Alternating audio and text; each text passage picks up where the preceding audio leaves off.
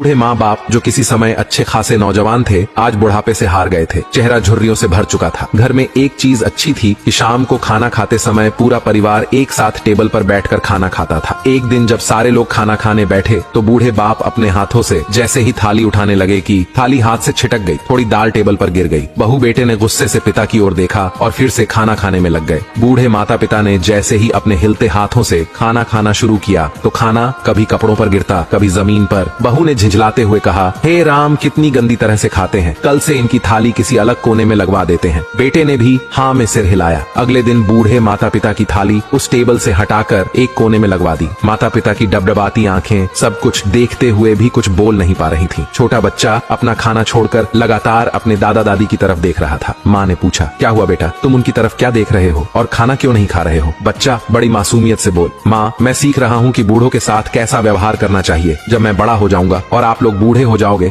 तो मैं भी आपको इसी तरह कोने में खाना खिलाया करूंगा। बच्चों के मुंह से ऐसा सुनते ही बेटे और बहू दोनों कांप उठे। शायद बच्चों की बात उनके मन में बैठ गई थी, क्योंकि बच्चे ने मासूमियत के साथ एक बहुत बड़ा सबक अपने माँ बाप को दिया था। बेटे ने जल्दी से आगे बढ़कर माता पिता को उठाया और वापस टेबल पर खाने के लिए बैठाया, और बहू भी भागकर पानी का गिलास लेकर आई कि माँ बाबूजी को कोई तकलीफ ना हो। आखिर में बस यही मैं कहूंगा, कृपया करके अपने माता पिता का ख्याल रखें।